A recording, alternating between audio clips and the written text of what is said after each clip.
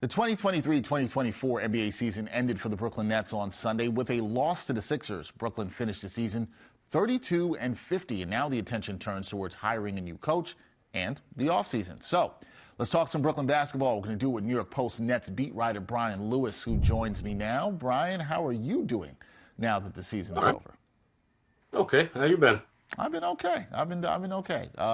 Playoff time. No playoffs for you or the Nets, unfortunately. But Brian, they just wrapped up a disappointing season where they were 18 games under 500. What do you think were the main factors contributing to this outcome of this Nets disappointing season? Those are legion. Let's see.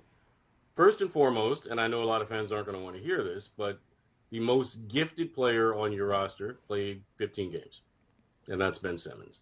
Now, we can acknowledge that Ben Simmons is probably a shadow of his former self physically. He may never be the same, but he's the only All-Star on the roster, and he's a $40 million hit on your salary cap.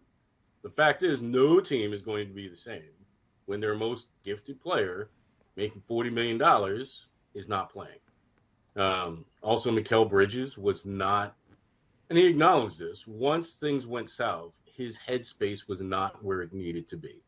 He let his frustrations get the better of his concentration. So that was another issue. And I'm not sure that they got the coaching that was necessary to get through a lot of these ups and downs. Now, JV, Jacques Vaughn, and Kevin Ollie, those are both grade A human beings.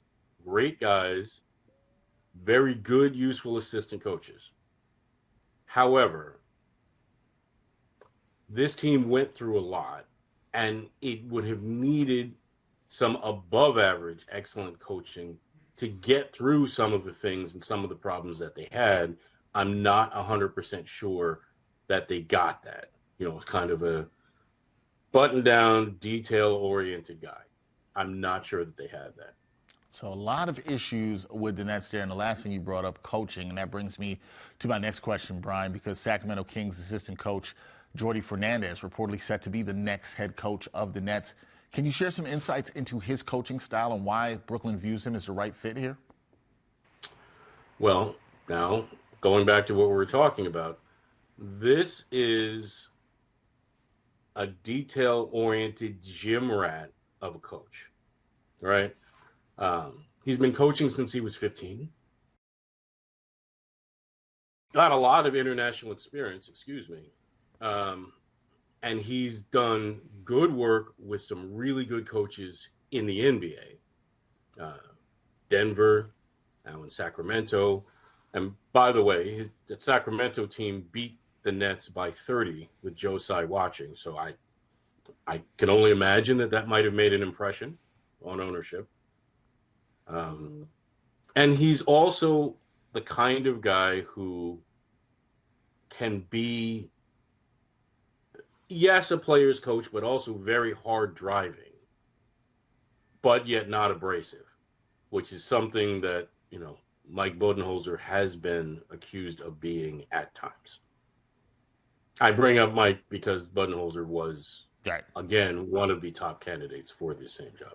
Right, one of the candidates for the job, and the reports are now that it will be Jordi Fernández. And speaking of reports, you reported last week that the Nets made the decision to bring back general manager Sean Marks, and you and I have spoken about this before after the coaching change earlier in the season when the team moved on from Jacques Vaughn.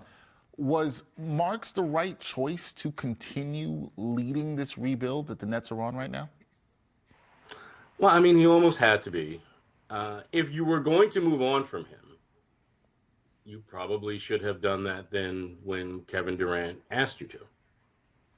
And that was obviously over the summer before he eventually forced a trade. But if you were going to keep him then, and you were then going to allow him to be the architect and the mind behind the KD trade and determining the returns for that, the Kyrie trade, determining the returns for that, and then firing the coach, you probably should go ahead and let him finish this job. Unless you were just going to throw everything out, you might as well let him finish this job. So I would say for that reason, just logically, yes. All right, and he will finish the job here. We'll see how that goes now with Jordi Fernández expected to be named the next head coach. Sean Marks still overseeing the rebuild. And when we talk about the rebuild, I want to go back years ago, Brian, because before the Nets signed KD and Kyrie, there was always this talk, and I know you heard this word with the team, culture. We heard that a lot. Yeah, you were probably tired of the word. It's like a Nets drinking game. Yeah, it was. Culture. Yeah. How many times can you say culture? Well, I'm going to say culture again. What kind of cultural shift might be necessary for the Nets to become contenders again? And how important is it for Jordi Fernández to change the culture here so this team can move forward? Well, okay, listen, culture, yeah, listen, it is a buzzword, first off, but there is a real thing. To me, the culture is, how are you working? Are you working hard? Are you working smart? Are you drilling down on all the details? Are you guys all rowing in the same direction? What I would tell you is they did build a culture, the kind of culture that attracted those stars in the first place, that took them from a 20-win team to a playoff team. So they had a culture. A large part of that culture, in my opinion, went out the door when Kenny Atkinson went out the door. All right? That's why I do think it's interesting, because when I look at Jordi, I look at a younger version of Kenny. I think there are a lot of similarities in how they came up, right? I think there are similarities, like I said, in how these guys drive hard and they're player coaches, and they can be hard on their players and drive their players, but not alienate and turn off their players, right? So I do think in many ways you could have hired and I don't want to use the word retread because I think that's kind of disrespectful to a lot of the guys it's used for, but you could have hired some guys that had head coaching experience. I think in hiring Jordi, you are singling in on a guy who can build the same kind of culture that you talk about and that they had with Kenny, and that to some extent they lost. Yeah. Or threw away.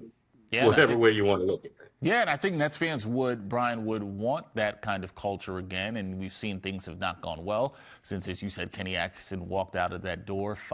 This will be their 5th head coach since he was fired. So interesting times for the Nets as they try to rebuild and move forward. It will be an interesting offseason for Brooklyn. Brian Lewis, the great New York Post sports Nets beat writer, will have you covered through the offseason. Brian, good to talk to you. Appreciate it, man, and we will talk soon. Great to talk to you. Anytime. Appreciate it.